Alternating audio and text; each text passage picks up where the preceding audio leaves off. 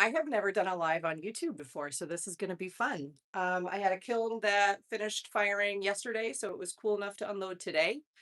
So I figured I would come on here and unload it live. I was planning on doing this a little bit earlier, but my kids had a band concert tonight and we just got back and finished eating. So I figure we can unload this kiln together. I have a show coming up on Saturday, doing a booth event in Goffstown, New Hampshire. So if you guys are in southern New Hampshire area, I'm going to be in Goffstown from 10 to 4 at Old Home Days. I would love it if you guys stop by and say hi. So as I've never done a YouTube live before, hopefully I'm doing this right. Hopefully it's coming through. If anyone is around and pops on, I'm happy to answer questions as we go. If not, you guys can watch this on replay. You can always pop your comments down and questions down in the comment section, and I always try to get back to everybody. But I figured we would try doing this live for once instead of me recording it and then uploading it. So I'm going to get right into this. This is a full kiln. I have a lot of pieces in here, some of which are kind of new to me glazes. So hopefully nothing got destroyed down in there. The only thing I've seen so far is the very top of the kiln. I opened it up earlier to let it finish cooling down. I did have one piece, the first one I'll bring out, that did get a teeny tiny little glaze drip down on my shelf. Luckily, it's a broken piece of shelf that I threw in because I couldn't quite fit everything in here. Um, and it was because this was a refire for me. I fired this in my last firing and I had a little bit of pinholing on the rim. So I went through and put a little bit extra. This is a winter wood on the outside, which is a Mako glaze, and then ivy on the inside, also Mako glaze, and a little bit of light flux. So I just went through and dabbed a little bit of ivy along the rim to take care of that pinholing, and it covered it beautifully. Everything looks great on there now, but it did cause a little bit of crystals and winterwood to come down and kiss my shelf. So absolutely still a beautiful piece, but I was happy that the refire saved this one. Let's see. So I also got some new Amico glazes. I got a couple of the satin mattes that I don't normally do matte glazes, but this one came out really nice. This is teal, and it is very smooth matte glaze finish. I really like this one. This is a rolling pin pattern from Clayshare, and then a GR pottery form, and I believe that the cutter for the edge is from De La Designs. So had a little bit of everybody involved in the making of this one. Most of the glazes that I use are Amico and Mako. I do have some new ones. I got some, wanted to get on the bandwagon for trying out the frozen pond technique by Kathy McGuire. In order to do that, the most common glaze that you use in frozen pond is running hot chowder, which is a spectrum glaze. So there's a few pieces in here that have frozen pond on it. There's one on top that's coming up next that I'll show you guys.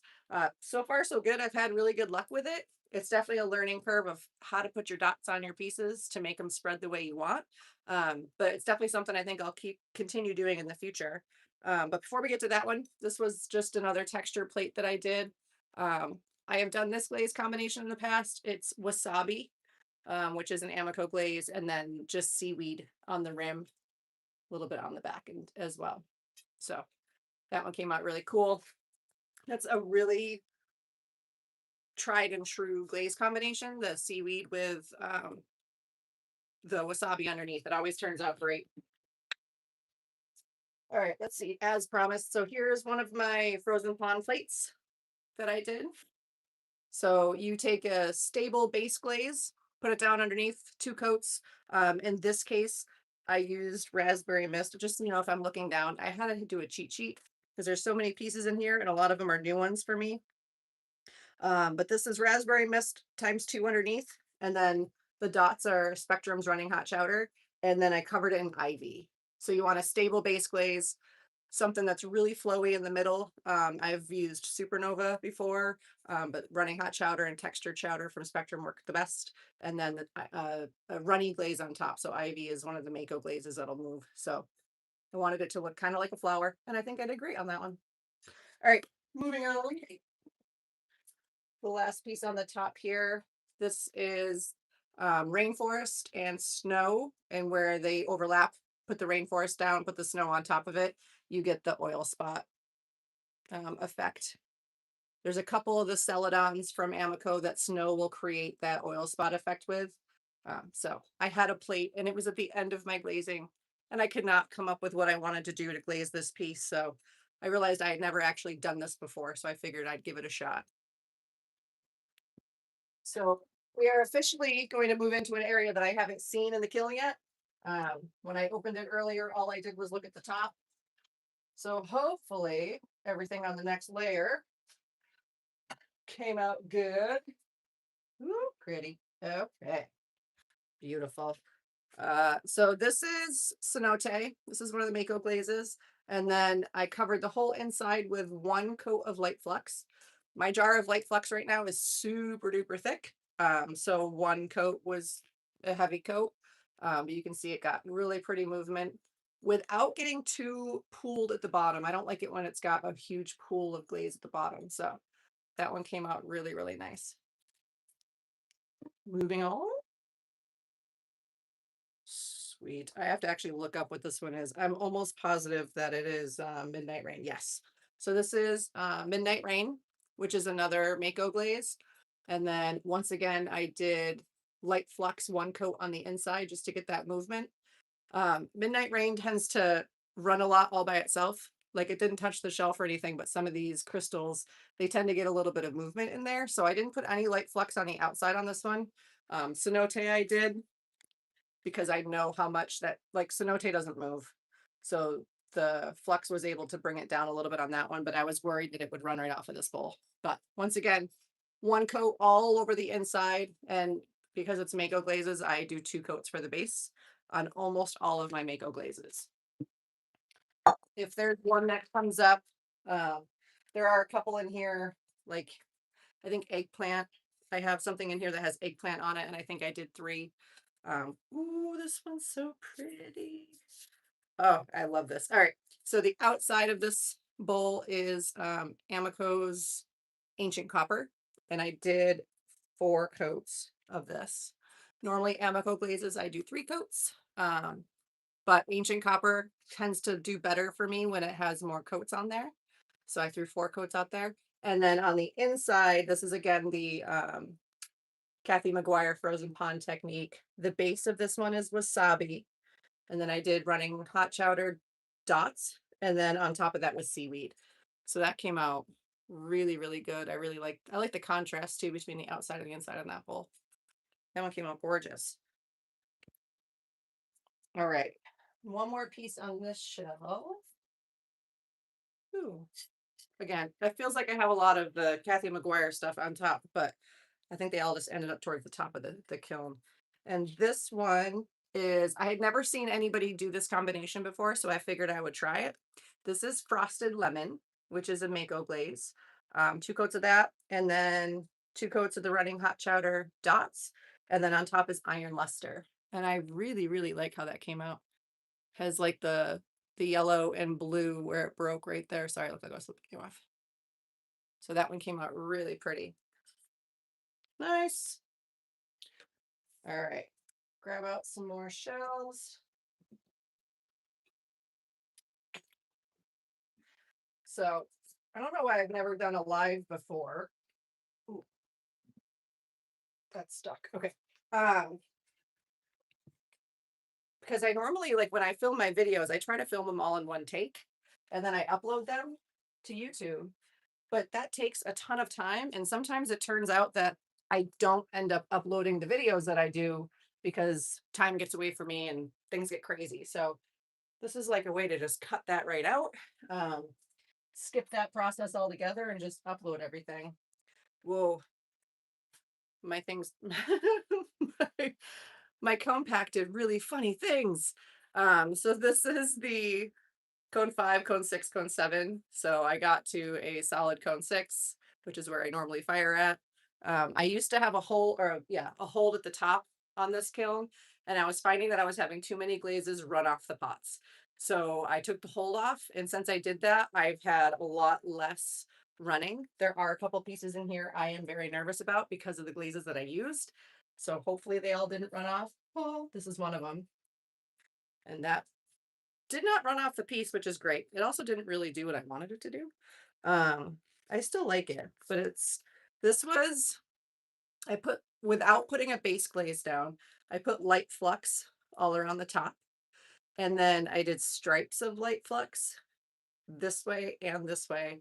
And then I took some stroke and coats. You can kind of see I made a rainbow. So this was Ruby Slippers, Blueberry Hill, Caribbean Blue, Leaping Lizard, and Sunkissed. And then put a little bit of extra flux on the top. So I guess the longer I look at it, the more I'm in the dark. It's obviously 9:30 at night. I'm using a ring light to actually have light in my garage. So I think in the sunlight, this one, I'm going to see the colors pop out a little bit more.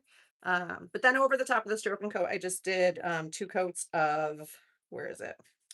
I believe it is sandstone. Yeah. And then the inside is just clear. I have a big gallon of, it's technically brush on clear glaze, the HF9 Amico zinc free clear. Um, but when it's a small neck bottle like this, I can't brush it in. So I poured it in, shook it up, dumped it back out. So it's about the equivalent of 2 coats of clear on the inside of this. So I do like this. I really want to see it in the sunlight because I think it's going to look even better than it does right now. All right, let's see. I have I have a bunch of my mugs in here that I was worried about on some kiln furniture. They were sitting on them like this so that if they dripped, they would drip and not get stuck to the kiln shelf. But luckily, these ones did not stick. I'm looking at my cheat sheet right now. This one is frosted lemon and sandstone. So I've done this combination before. 2 coats of frosted lemon, 2 coats of sandstone. The sandstone only came down to here. So, and I did a straight line all the way across. So these long drips you get are the reason I was nervous on this one, because sometimes you'll get a runaway drip that goes all the way off. But this one behaved very nicely. Perfect. All right, I got a bunch. This whole shelf is pretty much mugs and cups. So hopefully they all come out as good as that one did. So this one is I'm almost positive. Let's see. Oh, this one I did a test on. Um and I gotta figure out which test this was. So this is 2 coats of teal, and then which is a matte glaze, a satin matte, and then it's 2 coats of shipwreck, and then a coat of flux at the rim. I wanted the shipwreck to be a little more teal, so I put teal underneath it, and I think it worked. I kind of like it like that because normal shipwreck is darker, so I wanted it to have more of that teal color, and I think that came out good. And interestingly, I got a lot of pink where the flux ran down, so that's kind of cool. I like that one. This is a hand built mug. Um, Interesting. All right, I like that. Cool beans. All right, this one is very fun. This is deep sea, and on top of it is river birch. So I had done a couple other pieces like this in my last kiln load, and I had only done 3 coats of deep sea, and it was a little bit splotchy, kind of streaky. So this one I did 4 coats of deep sea, and then 3 coats of river birch on top, and that one came out really pretty. I like that one. So like I said, all of these pieces will be coming with me on Saturday from 10 to 4. I will be in Goffstown at Old Home Days. So if you guys are interested in coming down, there's going to be a bunch of vendors down there. They're doing like activities and stuff. So this one is one that I've done many times in the past. I love this one. This is Norse Blue and Muddy Waters, and it comes out perfect every single time. I put this on so many things. I would have an entire kitchen full of this if I could, because I love it so much. Um, my husband's favorite glaze is cenote, so I have more cenote in my kitchen than I do the Norse Blue and Muddy Waters combination. But I love making it. I think it comes out beautiful. Ooh, this one's interesting. Okay, this was one I kind of saw somebody do an example. They shared it on one of the glaze forums. This is mulberry on the bottom, and then seaweed, and then ancient copper.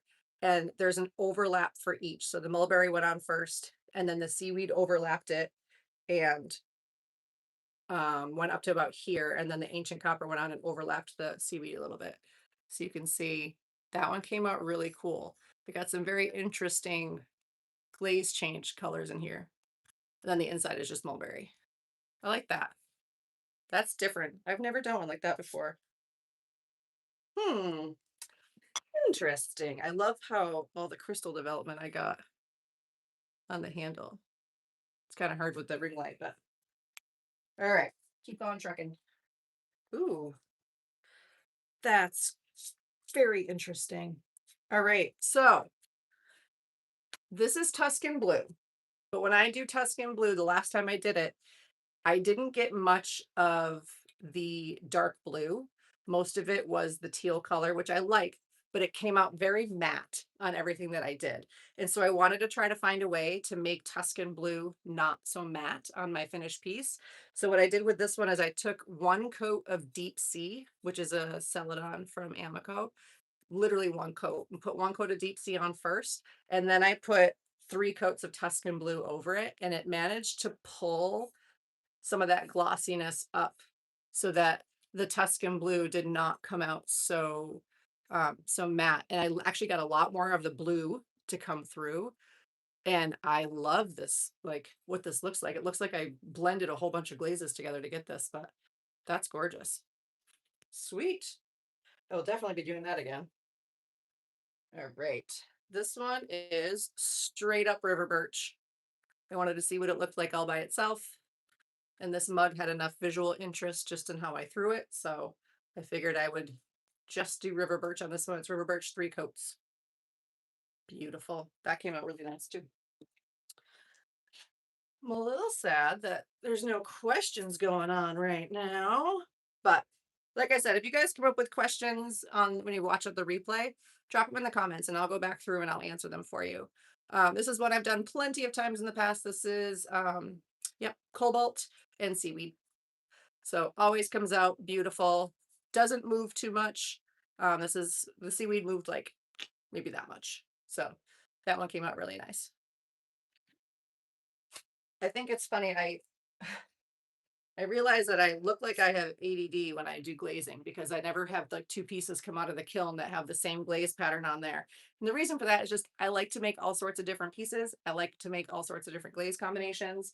I love to be able to have my table when I set up for a booth event where it's just everything is different. So there is no rhyme or reason for what I make and how I glaze it. I just like to have a lot of variety. So for some people, they don't like that. For me, I love it. This one was another combination that I've never done before. So on the bottom is, I'm looking at my cheat sheet again so I don't mess this one up. It is snow on top and on the inside. The bottom half and the snow came down to here. The bottom half is eggplant. And that's one of the ones that I did 3 coats of, even though it's a Mako glaze, it gets a little bit streaky if I don't. And then I overlapped both of them in the middle with, yep, Celadon Bloom. Sorry. Like I said, it's been a long day. It's almost 10 o'clock at night. So that actually came out really, really nice. I really like how that turned out. This is another hand built mug that I did. So love that. I'll be doing that combination again as well. And there's still more on the shelf. And luckily nothing so far has run off, which makes me very happy. This one is Norse Blue and Winter Wood. Just a little tumbler. Always a really good combination. Always very, very, it's not stable because it does move, but it's very reliable. It doesn't go too far. You get a couple drips, but it always turns out really, really pretty. The Norse Blue really tempers down the Winter Wood. I also apologize. I look like I'm dying right now. It's was really hot today and I'm in my garage, so it's a little stuffy. Let's see. This one was I did a little bit of oil spot on the rim. And then this is Albany Slip Brown all over the outside. I wanted it to get into that texture. And then I did put some light flux on the inside, which it kind of ran. Not really though. I think I should have used more light flux.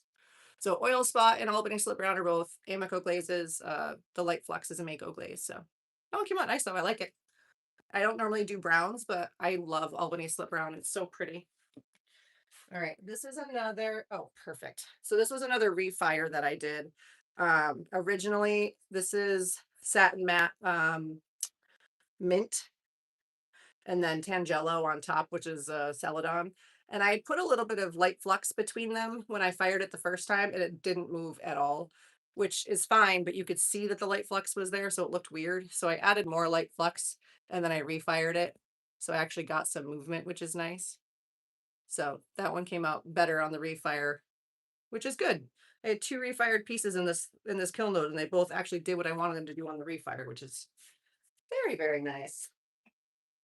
All right, this one is June bug. I had done June bug on a couple other pieces, but nothing on a cup, so I decided to do it on a cup. So it gets really interesting crystal patterns. I apologize for the ring light glare. That one came out cute. All right, we're almost done with the shelf. This one is, I have no idea. I have to look it up. Oh, this is Peacock, which I did 3 coats of Peacock, and it is still a little streaky. I don't know what I'm gonna do with this glaze. I'm gonna have to go like 4 or 5 coats to get it to stop streaking. It doesn't move, which is nice, but man, it's streaky. And then sandstone on top. And the sandstone turned a very interesting color. That's really weird. I like it though. I like how that turned out. Lots of crystals in there. Huh, cool. All right, one more piece on the shelf. This is just a spoon rest in mulberry, and it has a rolling pin imprint from Clay Share. So that one came out nice. All right, I got to pull out a couple more shelves and all of the little kiln furniture that I fired all that stuff on so that it didn't run off and stick to my shelf. But I had 0 runs on that shelf, which is fabulous. Oh, jeez, I gotta stop doing that. All right, let me just set this here. All right, we are almost to the bottom. Oh, and I see a very pretty plate down there. Okay.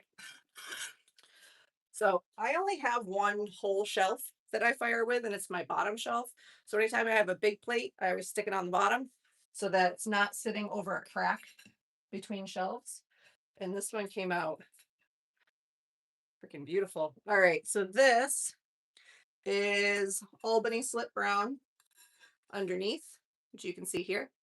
And then I did 2 coats of the running hot chowder dots, and then seaweed on top. So 2 coats of seaweed. And that one came out beautiful, and it stayed nice and flat, which I love.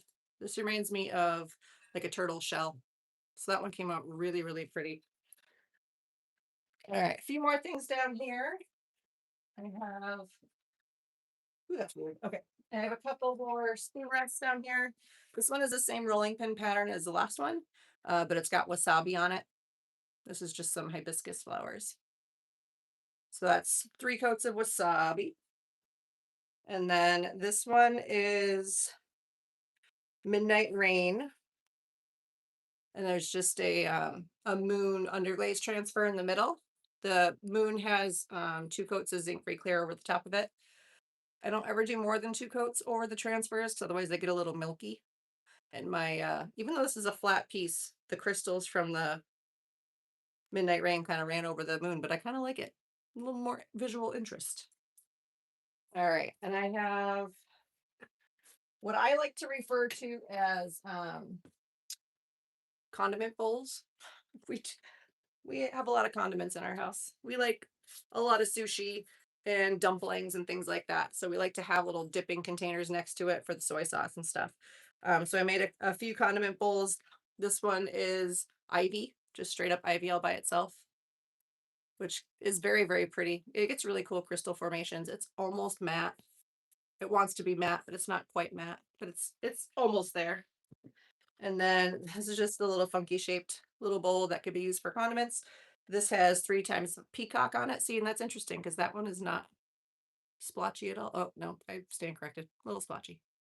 So that's peacock. And then I admit this last one, I did not write down what it was, but looking at it now, I can tell that it is Amico's mint satin matte glaze. Cute little foot. So those are just the little condiment bowls. Then I have one more tiny spoon rest down here. I call this a teaspoon rest. So when you have a cup of tea, or in my house, right next to the coffee maker, my husband always stirs his coffee and then sets his spoon on the counter. So instead of leaving the spoon on the counter, we have miniature little spoon rests that sit next to the coffee maker. That one's got another underglaze transfer under it. And this is Tangelo. So that one came out cute. And then everything, oh wait, I lied. One more trivet. This is another Frozen Pond Technique by Kathy McGuire. This one is the same thing that I did inside that bowl earlier. So here you can see the difference on a vertical surface versus flat. So it's wasabi and then running hot chowder and then seaweed. So you definitely get more movement on the bowl, get more of that blue from the seaweed to come through. But either way, absolutely beautiful. That one came out nice. So for these, I'm just going to put some corkboard feet on the back so that they can sit on the table and you can set like a hot pan on top of it when you take it off the stove. I have a few of those trivets. And then everything else in here are little ornaments that I make that have the shape of New Hampshire, which is a cutter, excuse me, that I got from De La Designs. And then all of the little impressions in there I also got from De La Designs, her little stampers.